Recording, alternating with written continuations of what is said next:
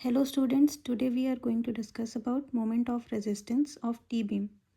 Your question is, a T-beam having effective flange width 1200 mm, thickness of web 100 mm, width of web 300 mm, effective depth 560 mm and singly reinforced with 5 number of 25 mm dia bar, M20 concrete and Fe415 steel is used. Calculate MOR. तो सबसे पहले given data लिख लेंगे.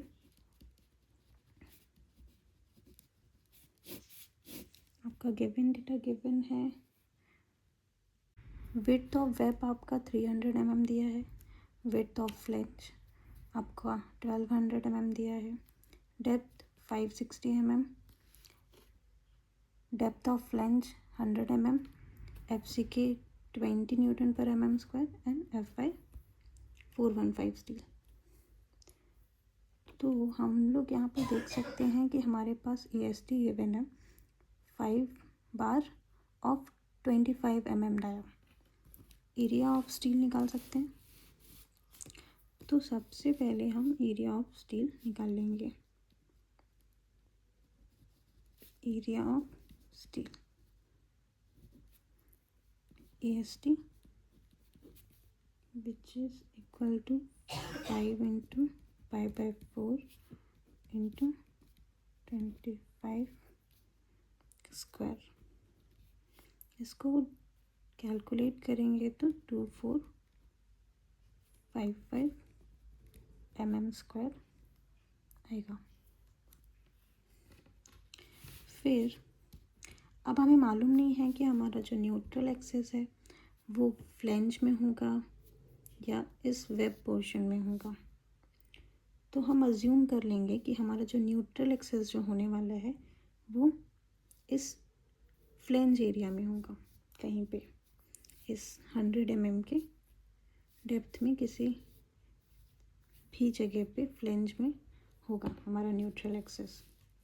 तो assumption ले लेंगे. assuming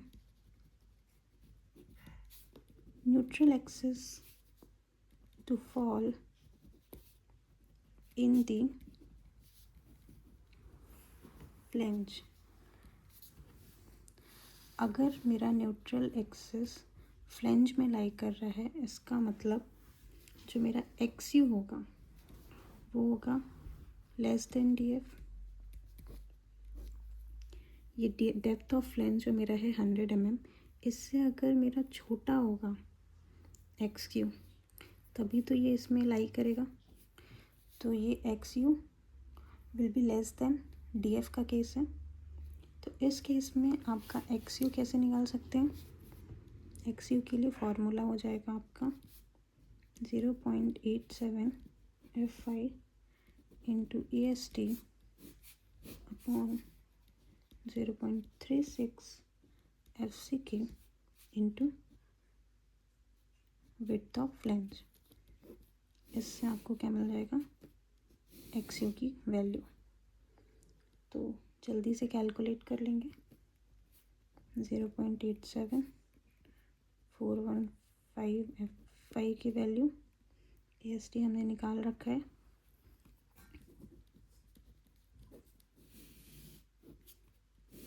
ये आया था 2455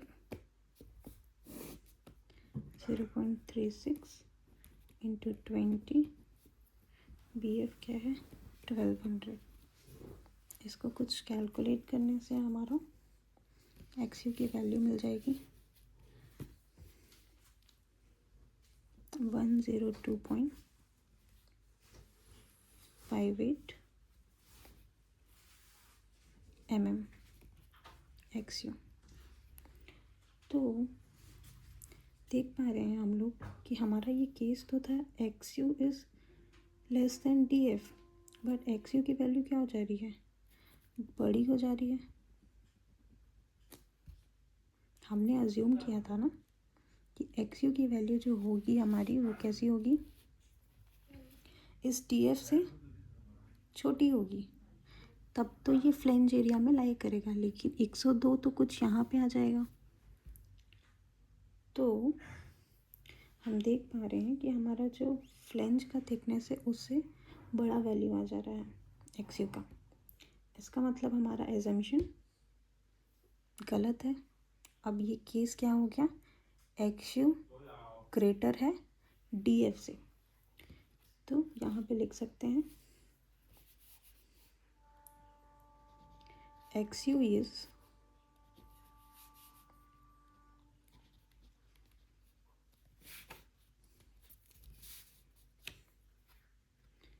slightly greater than flange thickness,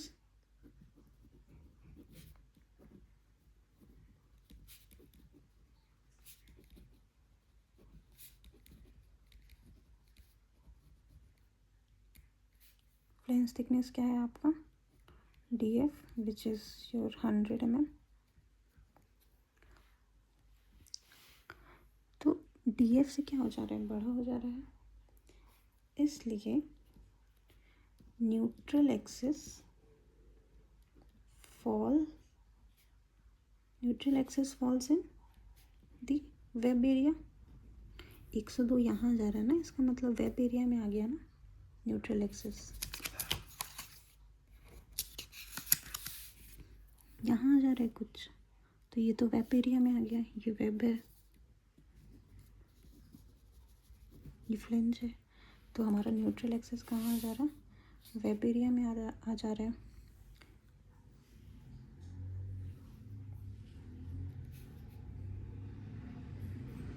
Hence, full T-beam analysis is required।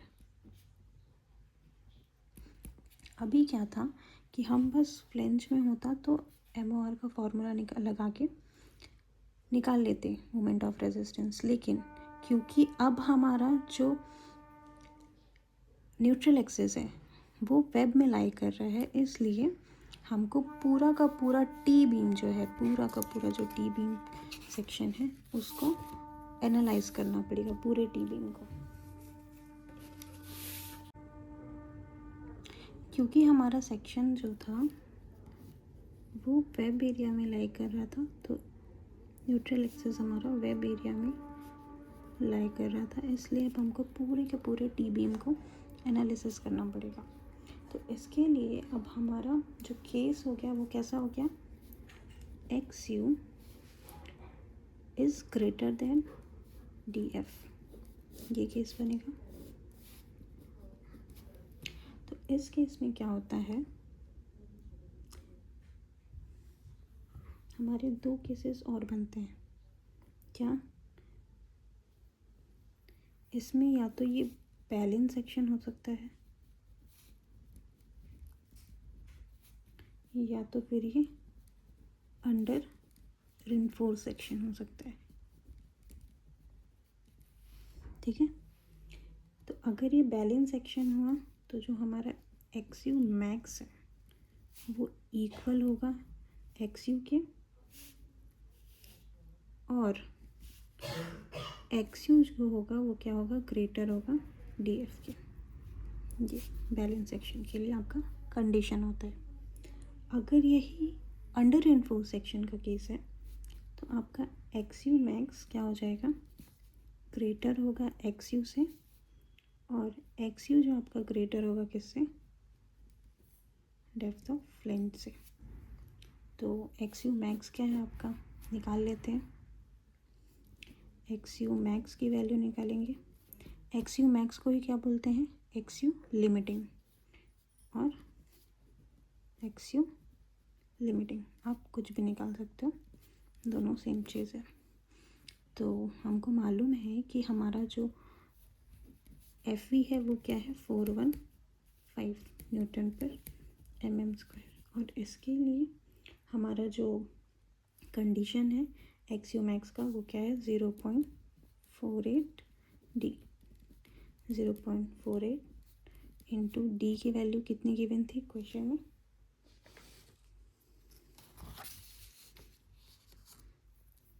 560, तो लिख लेंगे 560। तो एक्स यू मैक्स क्या आ गया, 268.8 mm। ये क्या मिल गया आपको, एक्स यू मैक्स। ठीक है, ये तो आपका नहीं चेंज होने वाला। क्यों? क्योंकि ये तो FE415 के लिए क्या रहेगा, यही रहेगा, कांस्टेंट रहेगा, ये नहीं चेंज होगा। ये स्टील पे डिपेंडेंट होता है एक्स यू मैक्स। तो आपका अगर स्टील का ग्रेड चेंज होगा तो ही आपका एक्स यू मैक्स चेंज होगा। तो ये तो हमारा फिक्स है, लेकिन हमने जो इससे पहले एक्स यू निकाला वो क्या था, वो क्राइटेरिया को फुलफ़िल नहीं कर रहा था। तो इसलिए अब हमारा जो नया एक्स यू होगा वो कैसे निकलेगा, मैंने आपको कंडीशन बताई, या तो बैलेंस सेक्शन होगा या तो अंडर रेनफोर्स सेक्शन। तो कैसे पता लगाएंगे, यहाँ पे हम देख पा रहे हैं कि हमारा एक्स यू मैक्स तो एक्स यू के इक्वल नहीं था। एक्स यू मैक्स का वैल्यू जो है क्या है, 268, और एक्स यू कितना आया था, वो 102 समथिंग। तो इसलिए हमारा ये केस तो नहीं है। तो हमारा कौन सा केस है, ये अंडर रेनफोर्स सेक्शन का केस बनेगा यहाँ पे। तो अंडर रेनफोर्स सेक्शन का केस बनेगा यहाँ पे, तो लिख लेते हैं this is the case of under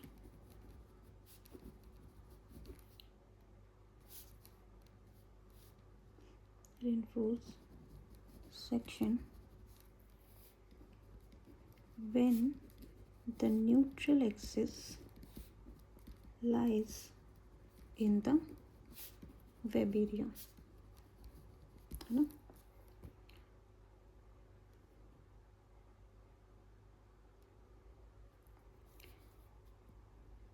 और इसी केस में हमारा मोमेंट ऑफ रेजिस्टेंस हो जाएगा, क्या हो जाएगा, moment of resistance of this section depends upon the value of df by x. हमारा जो मोमेंट ऑफ रेजिस्टेंस का वैल्यू है वो इस वैल्यू पे डिपेंड करेगा कि ये वैल्यू हमारी क्या होगी। तो देख लेते हैं, D F by x you की वैल्यू क्या हो जाएगी, डेप्थ ऑफ लेंथ हमारा 100 था, एक्स यू की वैल्यू हमने निकाली थी 102.58, तो ये कितना आया 0.9748। ठीक है, तो आपको मालूम चल गया कि ये हमारा किसका केस है, अंडर रेनफोर्स सेक्शन का। और अंडर रेनफोर्स सेक्शन में भी आपका अगर मोमेंट ऑफ रेजिस्टेंस जो निकालेंगे आप, वो किस पे डिपेंड करेगा, इस D F by x you की वैल्यू पे, जो कि ये है। अब इस D F by x you का भी दो केस बनता है, ठीक है। It is also divided into two cases। पहला केस क्या है आपका कि x you max greater than x you greater than D F, and D F by x you should be less than 0.43। ठीक है, तो पहला आपको ये चीज़ देखनी पड़ेगी, और एक दूसरा भी केस है आपका ऐसे में, वो क्या है जान लेते हैं। X you max greater than x you should be greater than T F, and D F by XU should be greater than 0.43। 4.3। तो यहाँ पे बेसिकली आपका दो केस है कि आपका जो DF/XU का जो रेशियो आपका आया है वो या तो लेस देन 0.43 होगा या तो ग्रेटर देन 0.43 होगा। तो हमने तो इसकी वैल्यू निकाल ली है। ये क्या है? 0.9748। क्या है ये? 0.43 से क्या है? बड़ा है। तो कौन सा केस बन जाएगा हमारा? ये वाला कि DF/XU which is your 0.9748 is greater than 0.43 XU, है ना? ठीक है।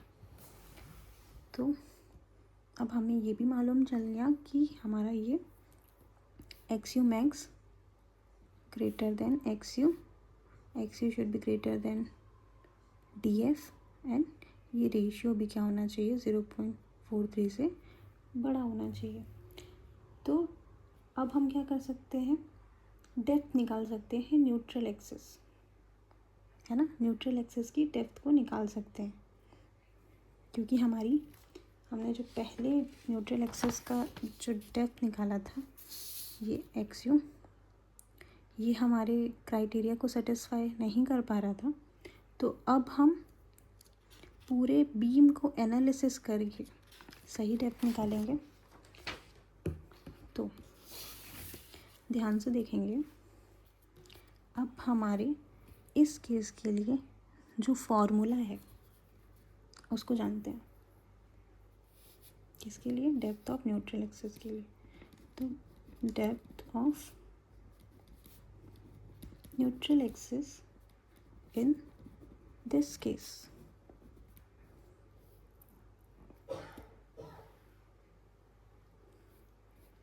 हो जाएगा 0.36 FCK into width of web into XU plus 0.45 FCK into YF width of lens minus width of web, which is equal to 0.87 F5 into EST। ये हमारे पास क्या है? इक्वेशन है जिससे हमारा क्या आ जाएगा? XU का वैल्यू आ जाएगा यहाँ पे। ठीक है। तो ये बाकी सारी चीज़ें तो हमें मालूम है, लेकिन हमको यहाँ पे जो YF है ये नहीं मालूम कि ये होता क्या है। ठीक है। और इसकी वैल्यू क्या होगी? तो YF की वैल्यू होती है 0.15 XU प्लस 0.65 DF। यहाँ से आपको क्या मिल जाएगा? YF। और हाँ, यहाँ पे एक चीज़ नोट करने की है कि जो ये आपका YF होगा should not greater than DF। मतलब आपकी जो YF की वैल्यू होगी वो लेस देन होनी चाहिए किससे? 100 से। DF क्या था आपका?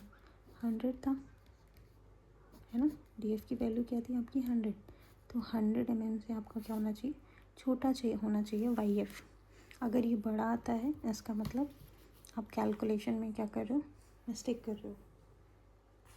तो एक बार जब YF कैलकुलेट करेंगे तो चेक भी कर लेंगे कि उसकी जो वैल्यू आएगी वो क्या होनी चाहिए? DF से छोटी होनी चाहिए। Should not be greater than DF। हम जब टी बीम का स्ट्रेस डायग्राम बनाते हैं ना,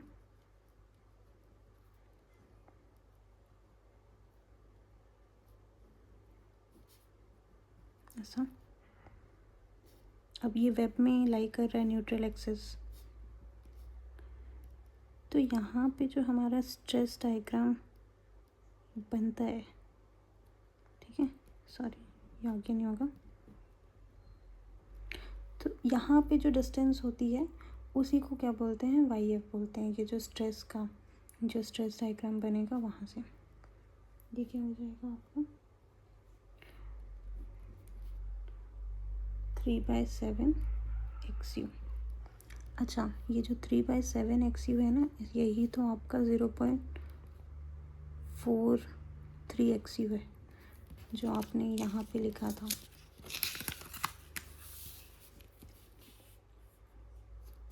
यहाँ पे आप देख सकते हो कि आपने क्या लिखा है 0.43। ये इधर रख दोगे तो XU हो जाएगा ना कि DF लेस देन 0.43 XU, ठीक है। तो ये यही डिस्टेंस है और ये क्या हो गया बाकी का 4/7 XU, ठीक है। ये तो हो गया। अब हमारे पास ये फार्मूला है, यहाँ से हम क्या कर सकते हैं, न्यूट्रल एक्सिस फाइंड आउट कर सकते हैं। तो जल्दी से न्यूट्रल एक्सिस को फाइंड आउट करेंगे।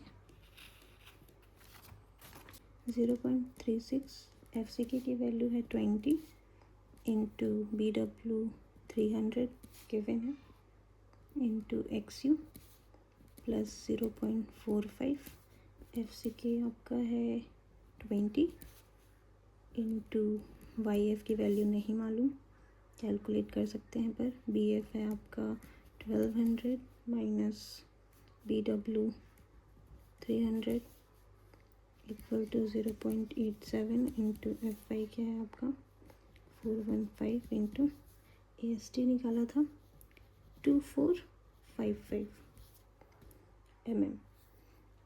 जल्दी से YF कैलकुलेट कर लेते हैं 0.15 into XU plus 0.65 DF। 0.15 into XU की वैल्यू यही तो फाइंड आउट करनी है, प्लस 0.65 DF क्या है 100, तो ये क्या हो गया 0.15 XU प्लस 65, तो ये मिल गया हमको YF। जल्दी से यहाँ पे पुट कर देंगे YF की वैल्यू। इसको कैलकुलेट किया तो कितना आएगा 2160 XU, फिर प्लस इस वैल्यू को पूरी कैलकुलेट कर लेंगे तो आएगा 9 इंटू 900 0.15 XU प्लस 65, ठीक है, इज इक्वल्स टू 88। इसको पूरा कैलकुलेट कर ले रहे हैं 6377.8। तो हमारा ये कुछ इक्वेशन आ गया, यहाँ से हमको XU की वैल्यू मिल जाएगी। तो आप लोग कैलकुलेट कर लेना,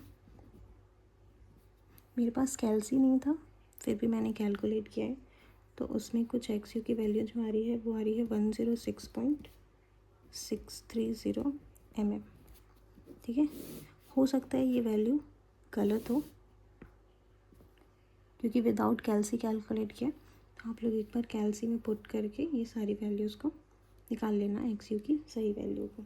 अगर ये गलत है तो बताना मुझे।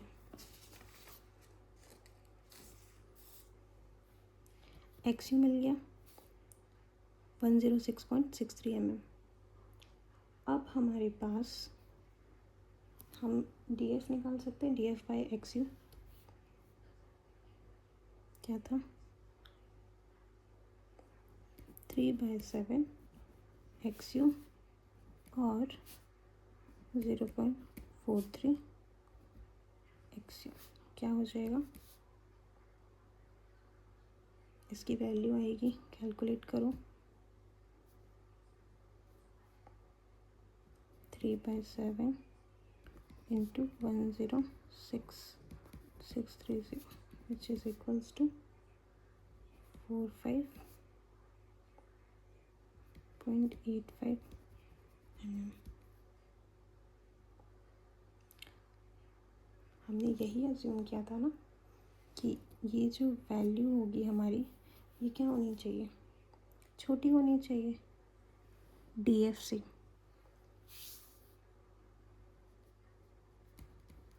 DF हमारा 100 था और इसकी वैल्यू क्या आ रही है, 45। तो ये हमारा क्या हो जा रहा है, सही है, ठीक है। यहाँ पे हमारा कैलकुलेशन क्या है, सही है। Hence our assumption is now correct।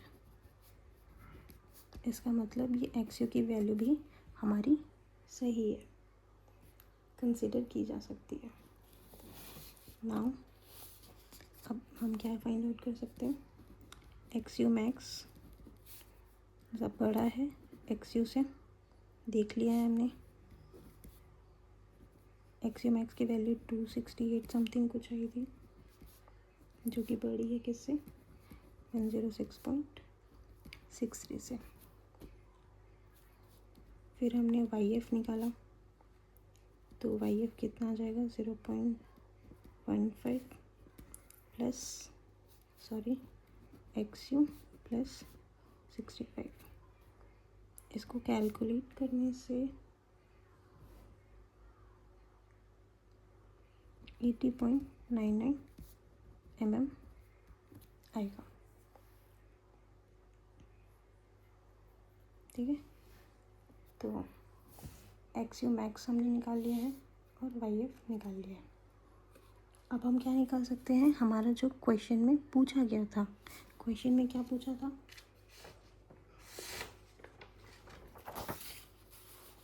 कि हमको क्या फाइंड आउट करना है, moment of resistance. Moment of resistance क्या होगा, तो XU मिल गया है, न्यूट्रल एक्सिस मिल गया है, अब हम मोमेंट ऑफ रेजिस्टेंस निकाल सकते हैं।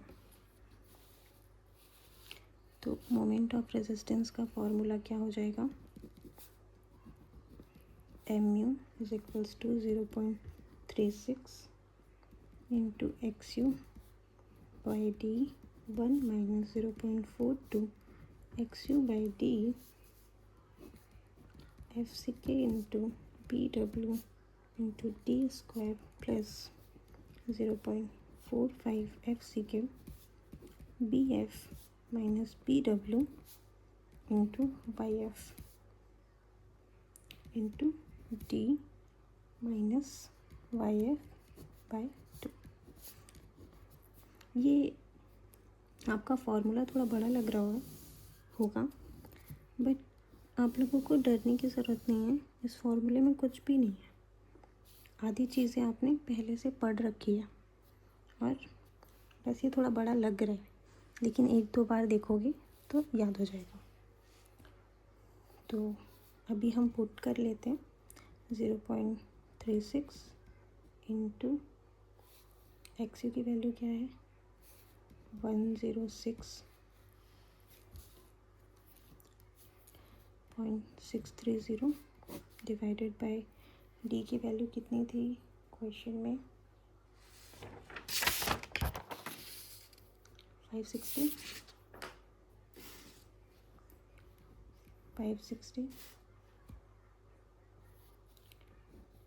1 माइनस 0.42 XU की वैल्यू 106.63 अपॉन 560 FCK 20 BW आपका 300 दिया था, D की वैल्यू 560 स्क्वायर, फिर प्लस 0.45 इंटू FCK 20 BF क्या हो गया आपका 1200 माइनस BW 300 इंटू YF की वैल्यू 80.99 इंटू D क्या है 560 माइनस YF की वैल्यू क्या है 80.99/2। तो इससे आपका क्या आ जाएगा, मोमेंट ऑफ रेजिस्टेंस। तो मुझे नीचे कमेंट में मोमेंट ऑफ रेजिस्टेंस की वैल्यू आप लोग कमेंट करेंगे इसको कैलकुलेट करके। Okay, thank you.